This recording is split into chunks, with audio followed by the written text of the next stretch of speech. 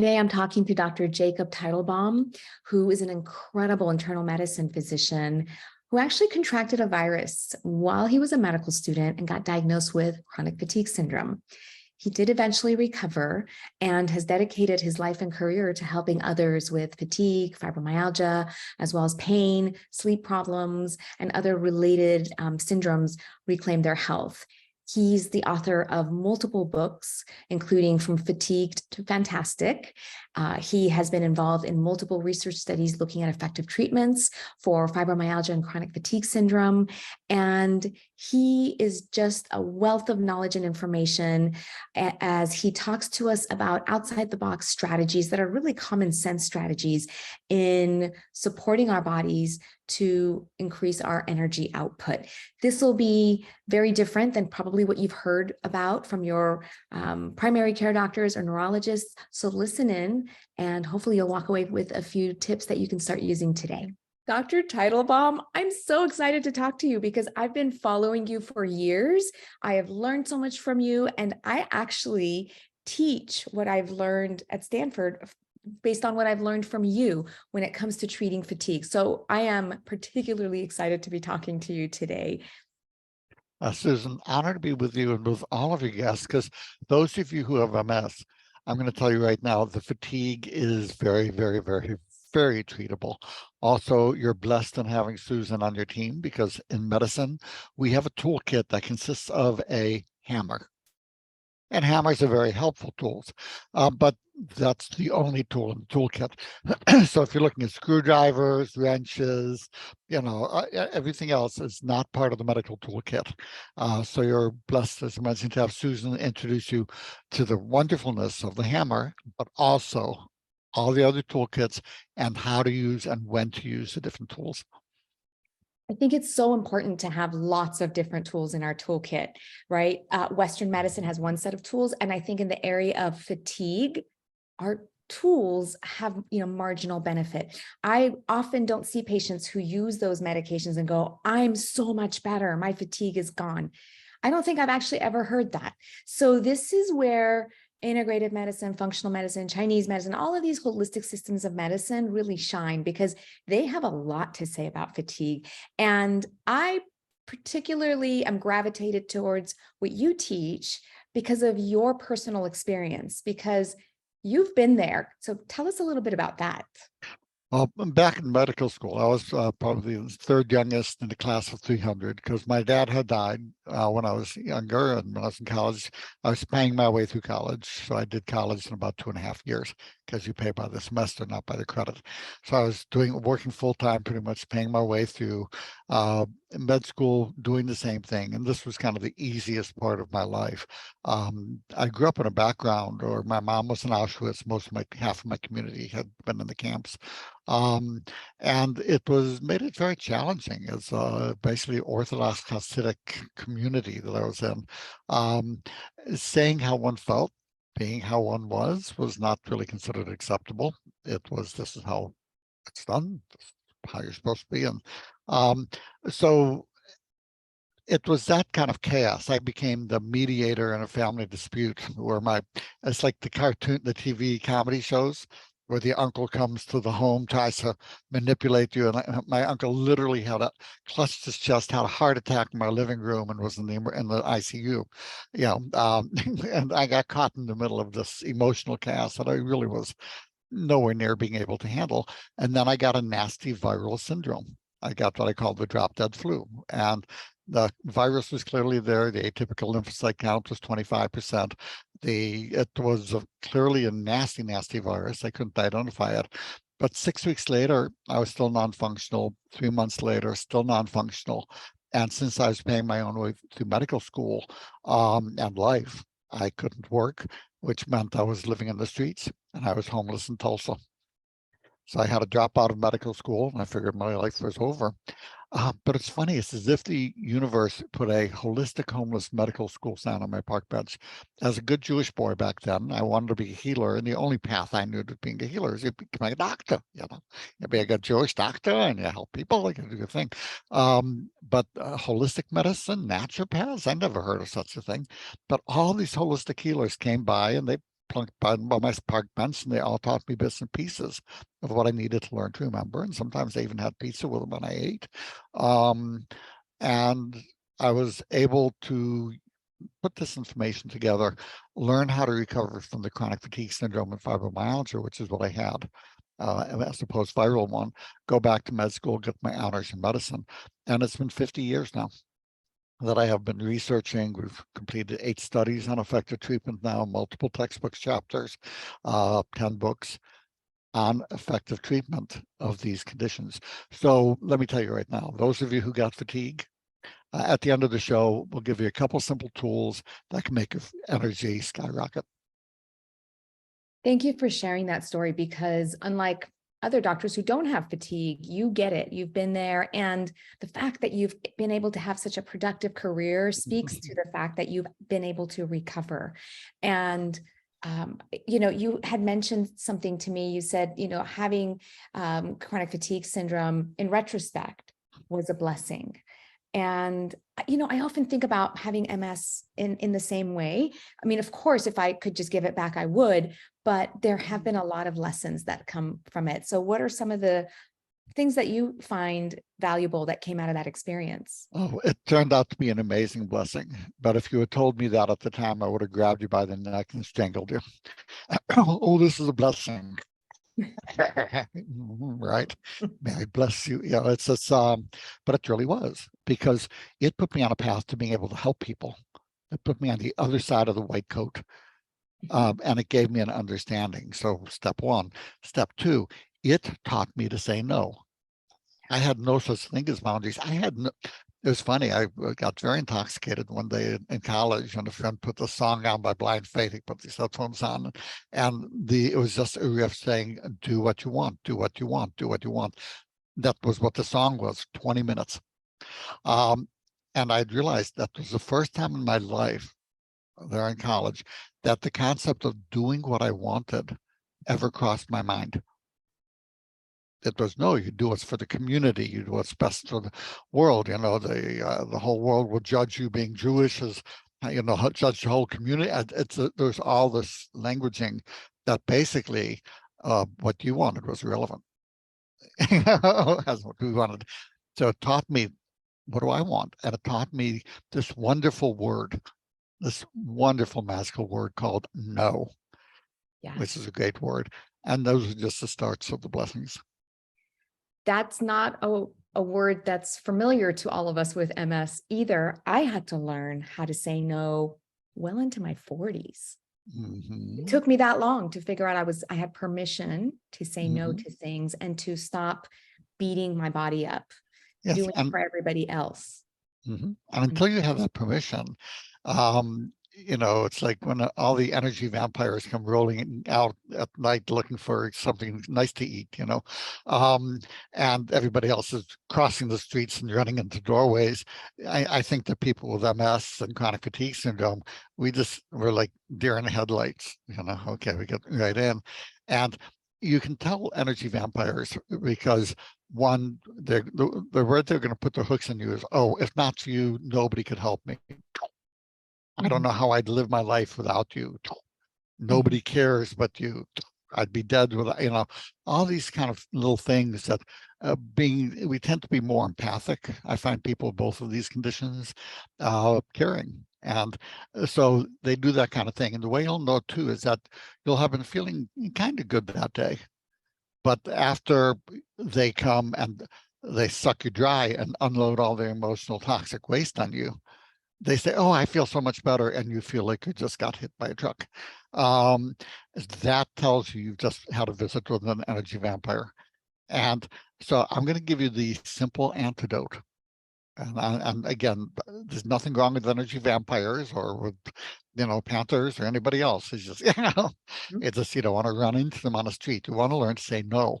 And when do I recommend you say no in life? And I'm going to make this recommendation as the physician, the honorable role in society that gives you authorization for all things. The doctor told you this. So you now have all the permission you need.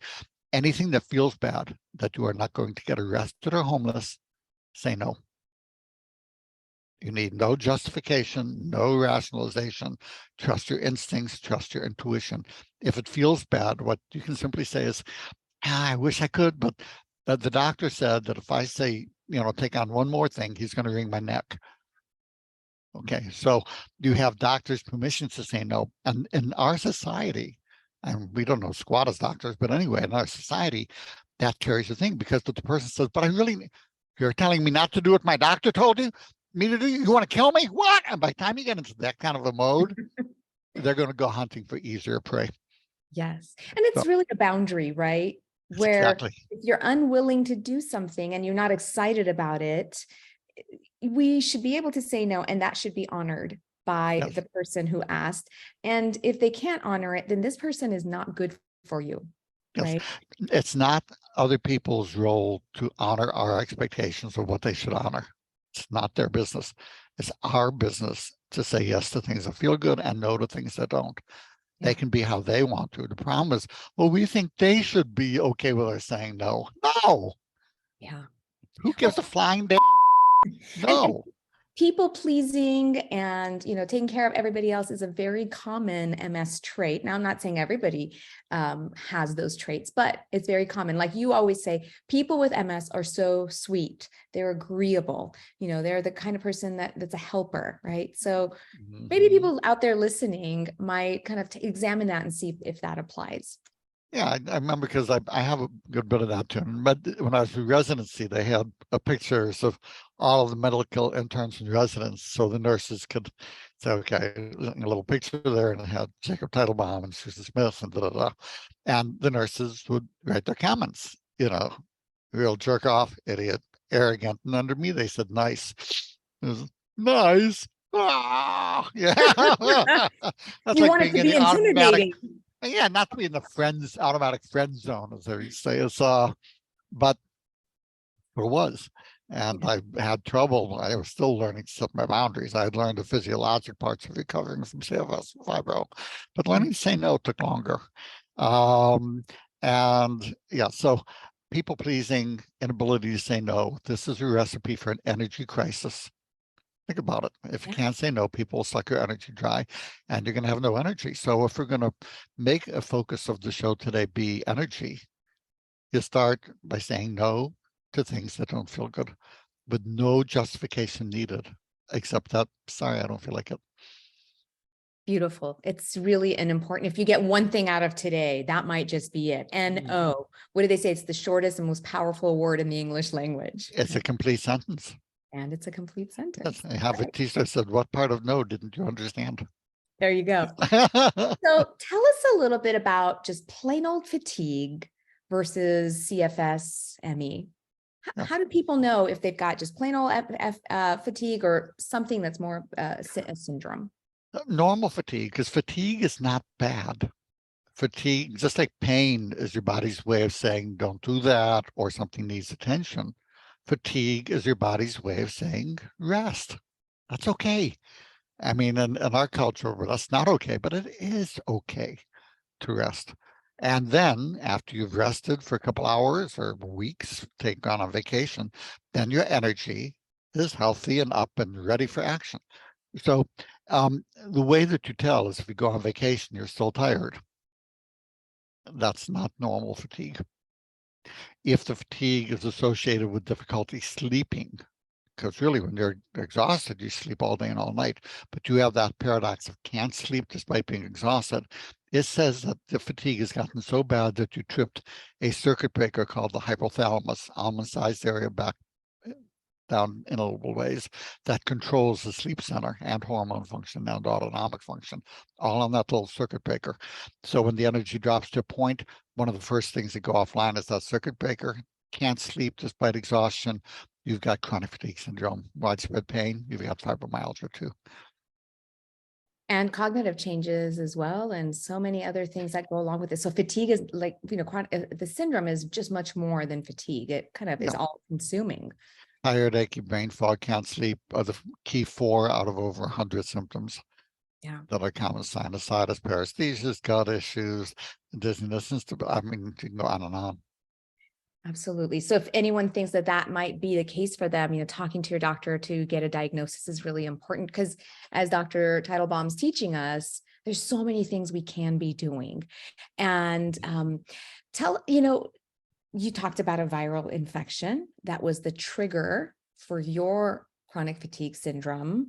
Mhm. Well, we just had a pandemic, didn't we? By a Mhm. virus. Mhm. How do you think that's all going to shake out? Well, you notice we had what's called the Great Resignation about that time, where just people stopped working. A lot of people wouldn't. And the research is suggesting that a good bit of that is because of secondary fatigue, that it's just left people exhausted. Mhm. Now, 10% of people who get even mild COVID will end up having chronic fatigue syndrome or fibromyalgia, post-viral CFS and fibro, where they may not get the insomnia initially, only a third get insomnia. And in my case, it took about a year for the insomnia to kick in, a year or two. So that's not always an immediate thing. But again, that exhaustion and brain fog really tells you, so what we're seeing, we have over 100 million people in the US who've had COVID. We have 10 million, conservatively, well over 10 million new cases of chronic fatigue syndrome and fibromyalgia, and tens of millions of people who have not quite flipped the circuit breaker, but their body is still shutting down energy. It doesn't know the virus is gone, and they're just exhausted. They're tired all the time. Right. So viruses are a big trigger. And I think it really makes it important for us to kind of have that knowledge and awareness, and to really hone in on taking care of our bodies. Mhm. Even when we think, oh, it's just a mild case of COVID, it's Mhm. just not a big deal. Like, I don't care. I want everybody to be doing all the things they can to support their body just at that cellular level. So Mhm. tell me, what are some simple things people can do to reclaim their health and to start making progress? Okay, so you notice how the first thing we talked about was learning to say no. Because what we found, we talked about people, 10% of people getting long COVID. Well, what I see is that those are the people who couldn't say no. These are the people who pushed through the work. They did not rest with the virus. They said, oh no, I've got to get these projects done. So number one, and number two, and number three, learn to say no to things that don't feel good. Uh, Next, a good multivitamin. The American diet, the standard American diet, look at the initials, they fit SAD. It's horrible. 40% to 50% of the nutrients are lost by added sugar, white flour, processing. Virtually everybody in this country does not have adequate levels of vitamins and minerals. Calories, plenty. Yeah. First time in human history, people are obese and malnourished at first time at the same time. I will note that the metabolic, 1/3 of people with most big autoimmune diseases like lupus, multiple sclerosis, rheumatoid arthritis, any of these the majors of the autoimmune disease, it's across the board. A third roughly come down with secondary fibromyalgia and chronic fatigue syndrome. This is what the research shows. So you got to know this, because your doctor usually won't. And if you go in and you say, I'm just more exhausted and I have more brain fog, they're going to think, oh my God, the MS is flaring, and keep whacking you with things for MS when it may not be the MS at all. It may be the fibromyalgia, which is a double-blind placebo-controlled study showed 90% of people improve with a 91% average increase in energy by treating what we're going to talk about over today and in the next time we talk. So how do you start? Get a good multivitamin that's high in B vitamins, magnesium, zinc, and all the other nutrients. People ask, what vitamin and mineral do I need? The answer is all of them. Yeah. Get a good multi. I like one called Clinical Essentials. I get the capsules. I'm sorry, get the tablets, not the capsules. You'll get more in there, and that's a really good multi. Um, I use HRG80 red ginseng. We just did a study. There was another earlier study showing ginseng helps energy in MS. That was a nice double-blind study. We did recently published a study showing the HRG80 red ginseng, and it should be that specific kind. And again, the chewable tablet, not the capsules. The dramatically. This is what I did today before the show. I've been running like crazy. I took 1/2 a tablet of the associated red ginseng. Most people find that that dramatically increases their energy about 70% on average after 1 month of use. Can you take ginseng long term? How do you manage? People can do it either way. A lot of people take it every day. They take 1 or 2 tablets. I find 1/2 tablets just on days that I need it. Okay, so we'll definitely link your studies in the notes so people can read it and find the name of the product that you mentioned, the ginseng product. Good. What else? And then there's a nice mix called Smart Energy System. It's ribose, ashwagandha, rhodiola, green tea extract, licorice, schizandra. It's a excellent mix for energy. Now, I give one caution when I am talking to MS folks, is that, again, things that help the energy also help rebalance the immune system. And you can sometimes see, as you balance the immune system, in people with chronic fatigue, you're increasing and enhancing the immune system. But this concept of you don't want to enhance the immune system in autoimmune disease is incorrect. You want to have caution with it, because you can, as you're shifting, it's a good shift in many cases, because most tend to have immune systems that need help. It's not that the immune system is too strong or too weak, it's imbalanced. So as you're balancing with anything that you do, whether it's a multivitamin or the rest, start slowly, start with a really low dose for the first 2 months. And then it's just like, it's just like a puppy or a kitten who's been through a hard time. You don't come right up to it and you kind of put your hand out and you let it sniff your fingers and let your body get used to it on an energetic level, on a physical level, biochemical level. Slowly ease into these things and don't go quickly. And then the medication amantadine. Amantadine for energy is helpful in general because it raises dopamine, and low dopamine as a common cause of the energy. And also is what's called, I'm going to talk in tongue here, an NMDA receptor antagonist.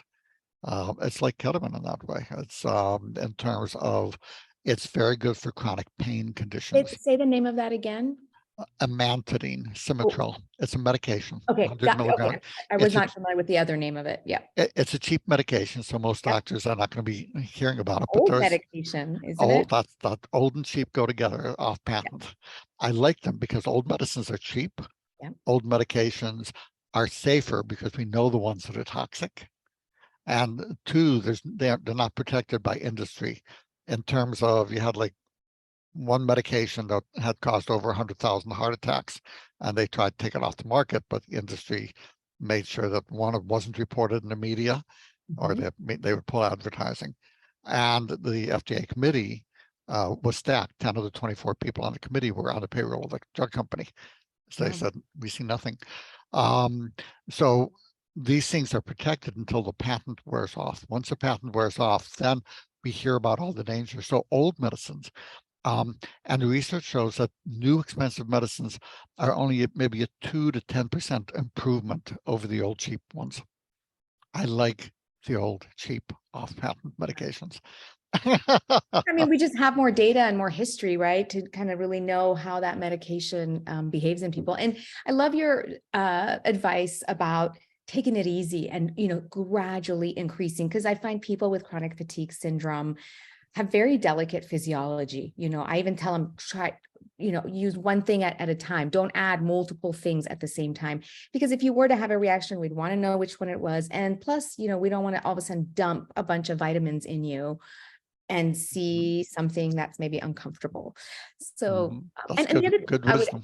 And I would also add, I think, I always work on, I really always stress lifestyle with all of my patients, but I also recognize that with fatigue, it's really hard to tell somebody with chronic fatigue to say, you got to make all your food from scratch, all whole foods. Like, it's just not going to happen. They may not be able to get out there and do all the exercise that they would hope to do. So that, so this is one place where I feel like starting with a few supplements that are going to raise your energy level is a good starting point. Yes, and do things that feel good. Go sit outside in the sunshine, the vitamin D. Use your willpower just to get out there with a friend And if you're just sitting there, that's fine. Even if you're sitting in a wheelchair, Yeah. it's okay to be sitting. And then if you feel like being up and walking a block, do that, or walk more. See what feels good to you and do that. Don't beat yourself up. There's just no need.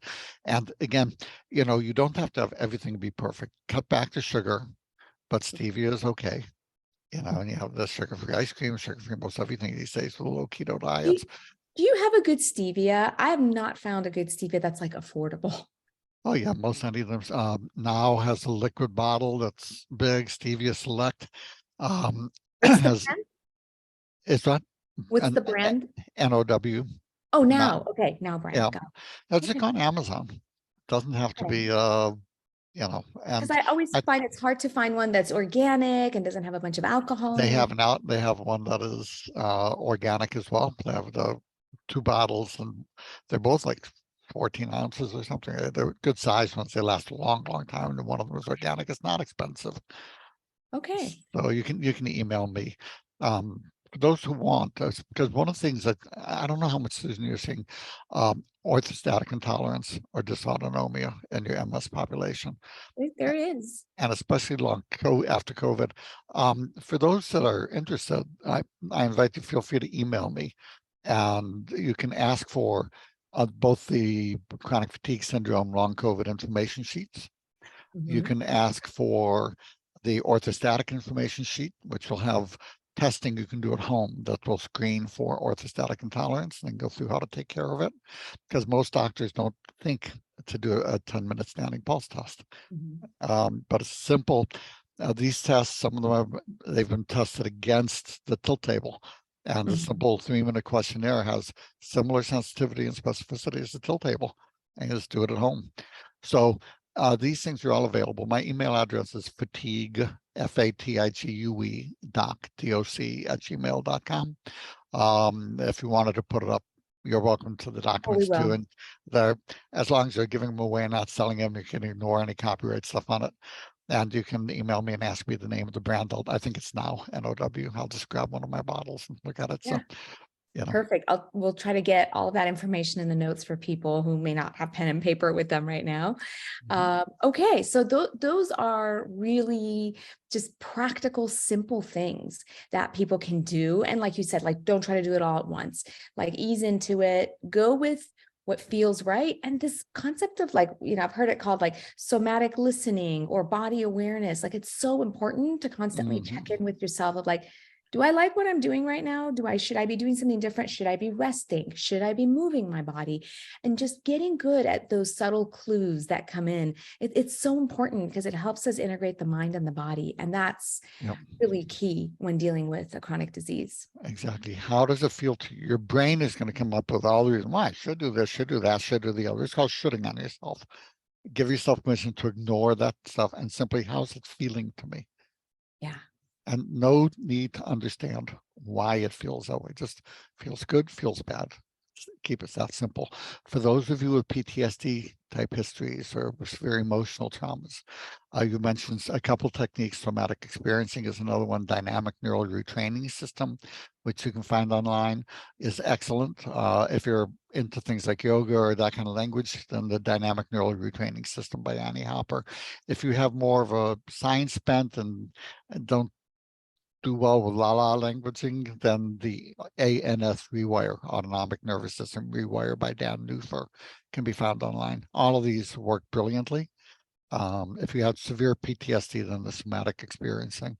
But there's so many programs that you can do online that can reset the circuit breaker, reset the whole limbic system with no pills, no danger. Is it ever too late to No, reset? no. When did you walk into a house where the circuit breaker had been off? It could be off for 100 years, even all the way back to when they first made circuit breakers. You turn it on, the lights all go on. The circuit breaker actually, people kind of stay younger because the circuit breaker was off and it put them in a hibernation mode. Mm. So it actually, it takes you totally out of the game, but you turn it back on and you have a younger system you're working with now.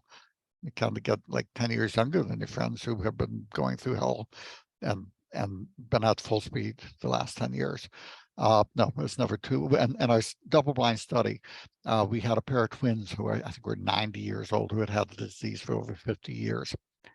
And they right back on doing fine. It didn't matter how long the circuit breakers are off. So you worked with them, they both had chronic fatigue for They 50 both had years. fibromyalgia. They're randomized into our study. They got randomized to the same group, which was the treatment group. They both felt great. They had been sick for a long time. Yeah. Circuit Well, breaker had been off. and I'm looking forward to having you back again to actually kind of go through in detail of how you help people manage fatigue and to regain their health. But I also think, and so that's like a topic for another time because it's a big topic. But maybe we can also talk about some mind body issues that go with chronic fatigue. A lot of times I think fatigue is invisible. People, you can't prove you have it other than the fact that you just want to lay down and have all these other symptoms. All of those symptoms are hard to measure. We don't have physical exam. Well, we have some physical exam measures, but we don't have labs really that we reliably use to diagnose these things. So tell me a little bit about like gaslighting and all that happens. Okay, let's take a look at gaslighting, Susan, because what we are seeing, I remember I mentioned the study when we were talking, when I was in med school, they used to call me the Phantom because 3 a.m, I'd be going through the medical stacks in the library. I'm a science geek, and I know God loves me, God loves me, the universe loves me, because the most beautiful girl in the world had a thing for science geeks, and she married me. I just, it blows my mind, but I'm a geek. I watch Big Bang Theory, and I could be sitting around the table playing, the video games. It's just like, but I'd be going through the stacks in the library, pulling out a journal from 100 years ago, 50 years ago, 20 years ago, in the current week, just to get a sense of perspective. And when I was going through the journals of 100 years before, which is now 150 years ago, so I'm only 31. I don't know how that's happening, but the there is a study by Professor Guyton, who my textbook in neurology was named after, so it caught my attention. And he was working with hysterical paralysis in women who 1 hour would go suddenly blind. And he found if you took metal plates of the right metal and put them in the right location, the blind eye would immediately switch that the other one would go blind, and they'd have vision in this eye. And this is a guy who was, a major scientist of his day. And that all disappeared about the time the pharmaceutical industry, anything with biophysics, disappeared. It was all drugs that came, and everything else, I don't know, suppressed, but certainly didn't seem to be encouraged.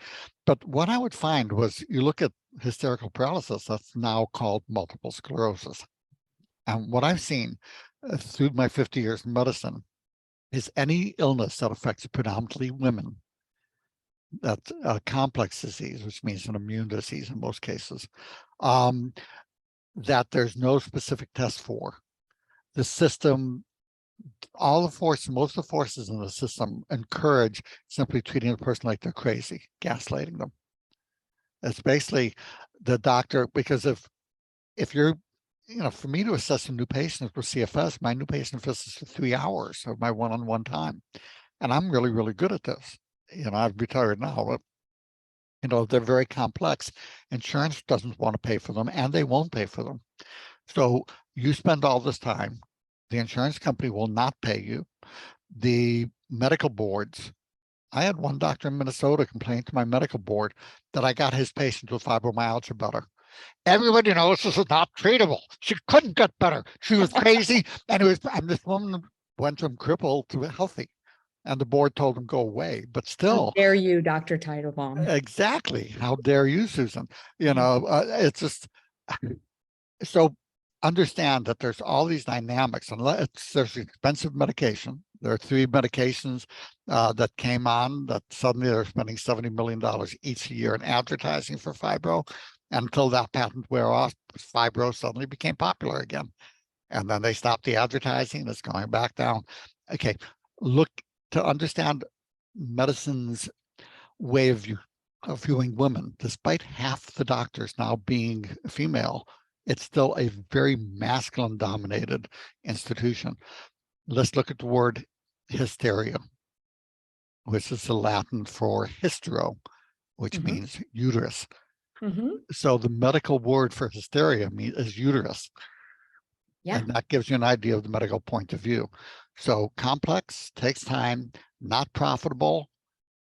Well, the Yeah. woman must be crazy. And again, women, 3/4 of women with autoimmune diseases, 3/4 of people are women because women have two X chromosomes. The genes for immunity are predominantly on the X chromosome. So you're going to see a much higher 3/4 of MS, roughly, I would guess, are female. Most autoimmune diseases, 3/4 of fibromyalgia and CFS, uh, autoimmune illnesses to some degree affect women. So basically, too complex, not profitable. You're just working too hard. You have too many children, and I don't know what's wrong with you, so you're crazy. And if you ever come up with a doctor that does that, that's no longer acceptable. That kind of abuse is not okay anymore. And if a doctor starts to imply to you or your family that I don't know what's wrong with you, so you're crazy, I recommend you stand up, walk over to them with a smile, put a kiss on the head, and say, thank you for letting me know right away what a complete you are before I waste my time on you. And I will make sure you never get to be abusive to this, like to other women too. You walk out that door, you say, you abusive, you stay the away from people. How dare you? Slam the door and walk out. That Yeah. is not acceptable in 2023. It never was acceptable. It's But not it's it's not uncommon. I hear it abuse all is the not on. time. Yeah, abuse is not uncommon. It does not make it okay. Absolutely. I hear it from patients. I've experienced it myself. I mean, women are just treated as not equals, and in medicine Oh, and every area that you look into. And it's just so frustrating because mhm. these patients get sent over to psychiatry, they get sent over to the pain clinic, and at the end of the road is my clinic, integrative medicine and functional medicine. And I say, okay, you've already done everything. Let's start with the basics, right? And we start working with lifestyle. We start thinking about how do you replenish those micronutrient deficiencies? How do you start boosting emotional health and, saying no more often? I mean, just to learn to say no could, be like a 6-month project or more, right? 6 decades. Yeah. Yeah, but understand these lifestyle things are very important in somebody with heart disease, somebody who has metastatic cancer, but you don't ignore treating the underlying cardiomyopathy, the underlying cancers. You treat that too, not just the mind-body issues. But Yeah. but if you have somebody with cancer and you don't treat the mind-body issues, they're screwed. You know. Absolutely. There's not just one dimension to us, right? We're not Mhm. just physical in our form. There's the mental, the emotional, the spiritual, the social, and people can have physical symptoms because of spiritual pain, emotional Yes. pain, right? Well, and because some people are pain in the back and lower. So, there's a biochemistry, there's structural, there's biophysics, and there's a mind, body, spirit components. Got to get all of them. Yeah. Any And disease. Western medicine really has only tools to deal with the physical, We right? have a hammer which means expensive medications. And once they run off patent or the natural, they are attacked Mhm. by the system. That's no Just bad by people. developing newer drugs and, pushing newer And drugs. and they basically discourage the media and the journals from doing anything positive about things that are cheap. Yeah. You'll notice that the journals you read, the vast majority of it is an expensive medication. And you look at how much that company advertises in that journal. And this is what this research shows is that, and these are all good people. I've never met anybody in the industry who wasn't to love. They're Right. all good people. The system's broken. So what your doctor knows is medications, surgical tools, and medical devices. That's it. Well, in medical school, what do we learn? We learn how the body works, then we learn how it dysfunctions, then we learn about all the diseases, then we learn Mhm. about drugs, and then we learn how to match up the drug to the disease. Yes. And that's our main toolkit. Like, that's really it. And Yes. it's when you don't learn information in your medical training, it feels irrelevant, unimportant. Um, it's easy to attack it and say it doesn't work. I didn't learn anything about nutrition or lifestyle in med school or residency. And Oh, so you didn't? I did it, not at my medical school. Oh, No. no, they gave me one page and said everybody gets everything they need and anybody gets multivitamins, making expensive urine and a quack. So that was my training, Well, my you med had school. way more than I did. Yeah. But, to this day, I speak to neurologists and I say, hey, do you have a place to send your patients to when they're asked about nutrition, lifestyle, or can I work with you to figure out how with your nurses you can actually bring this information to your patients? And do you know how often people say, actually, I'm not interested. You're not interested? You're not interested in the well-being of your patients? I mean, they're asking you. You should. I think it is our job as physicians, if we don't know something, to refer our patients to someone who does. Exactly. So it's really okay when the doctor says, I don't know what's wrong with you and I can't help you. That is, and I'm sorry, that's an honest statement. You come to me for heart bypass surgery, and I say, I'm sorry, I don't know how to do that. And say, well, here's a book from Bypass the Fantastic and a scalpel. How? It's like, I don't do that. Doesn't make me a bad doctor. But if I say, well, all bypass surgeons are all crap, and start slamming all that, that's a different story. So it's okay if they say, I'm sorry, I don't know what's wrong with you. Let's find somebody who can help you. That's a good, honest doctor who's humble enough to know what they know and what they don't know. But if they say, I don't know what's wrong with you, and say or imply to you that you are crazy, that is abusive. It's not acceptable. And there are still physicians out there telling patients nutrition has nothing to do with MS. You can eat whatever you want. I've had those neurologists. Mm-hmm. Yeah. So, it is what it is. I think patients are becoming more well-informed. They're asking questions. They're willing to do more. So I just don't see a way out of fatigue using only Western medicine modalities, using pharmaceuticals. Like, it's just not going to get you as far. And if you're okay with that, then that's fine. But I think most of us want vitality and quality of life and to be able to do the things that we love.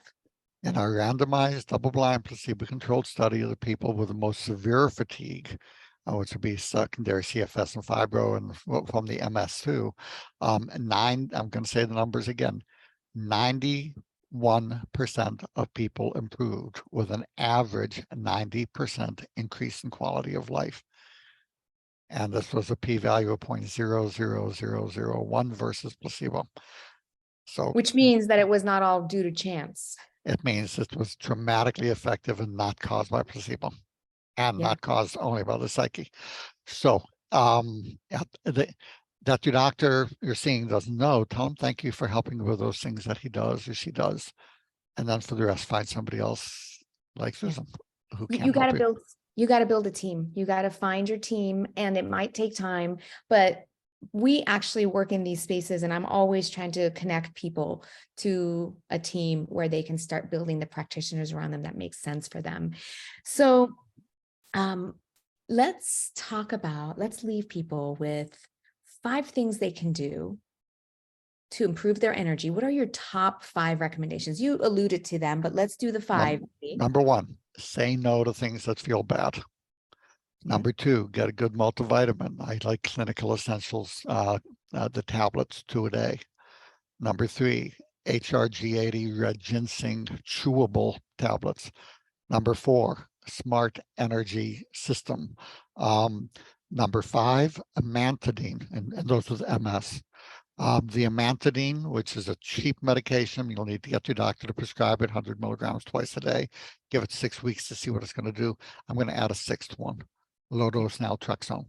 I was going to ask you about that. Yes, and that's, again, the research is still not as much as I would like to see for MS, but it certainly is very suggestive. And for most any autoimmune disease, I'm going to be doing it. It's cheap. You'll need a holistic doctor to prescribe it, usually 3 to 4.5 milligrams at bedtime. I start slow.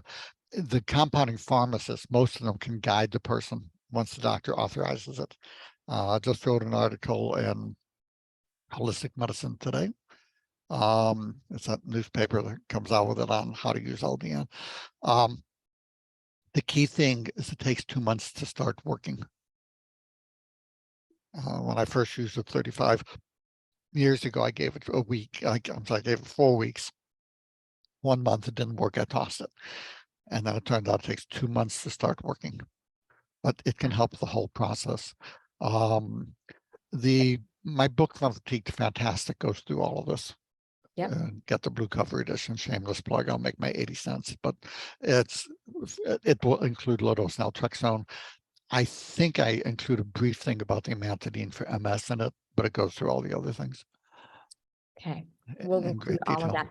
And I just want to tell you, I think this book is fantastic. Beat Sugar Addiction Now.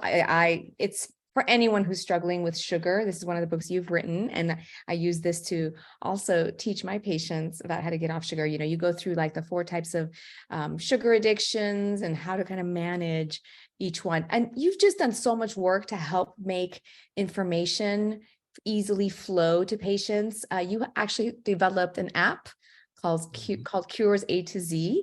And did you do that all by yourself? Because it's a lot of information in Not there. all by myself. My wife came home. She had the iPhone 1. This was she was back when I had my BlackBerry. And she said, "You have to make an app." I said, "Honey, I love you dearly, but I don't have time to scratch my head." And she motivated me. And she said, "Not just so you're going to do it, you will have it done within a month."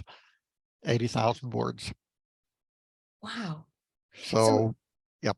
yeah, this app, it's wonderful because you take different conditions and you kind of go through the holistic treatment of it. So of course, everyone's going to do this in conjunction with their doctors, you know, ask someone if you're going to try new supplements. We want to make sure there's no interactions with your medications, with your medical conditions, but there's so many tools out there. And I'm so excited to have another conversation. We're going to do a live, and this is going to be in the first part of next year, where we're going to actually take people through the SHINE protocol. Yep, that's what we use in our double-blind study that will get your energy feeling so much better. And I love questions. So please join us. That you don't have to put it, if you have stuff to add on your own that you found helps. This is not the game of Jeopardy. You don't have to put it in the form of a question. You can say, you know, I did this and this, and as long as you're not making it and selling it, you're welcome to please note on there that, hey, this worked for me. So we are all students, we are all teachers, and I look forward to let's do this early this coming year. Yeah, that's going to be a lot of fun. So between now and then, we want you to prep. Maybe you get that From Fatigue to Fantastic book, read it so you understand the context, and then you'll have an opportunity to talk to Dr. Teitelbaum and get your questions answered. Look, it just takes a community. This is too big for each of us to attack on our own. We need each other's support, and it's nice to have accountability when we're in groups working together. So thank you so much for all of your wisdom and knowledge and giving us hope that something as difficult as fatigue actually has solutions. Oh, absolute solutions. And again, I'm not sacrificing anything here. I don't sacrifice. I do what I love.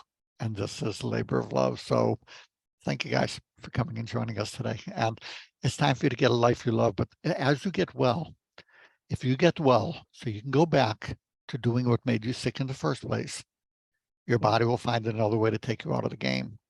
If you get well, so you can go back to and create a life that you love, that will be the most fun thing in the world you can do. Our work here today will have been worth it. Yeah, design a life you love. Every day you just do that little bit to get closer to that. Thank you so much. It was just an honor to talk to you today. Likewise, be well. And since I live in Hawaii, aloha, everybody. Aloha.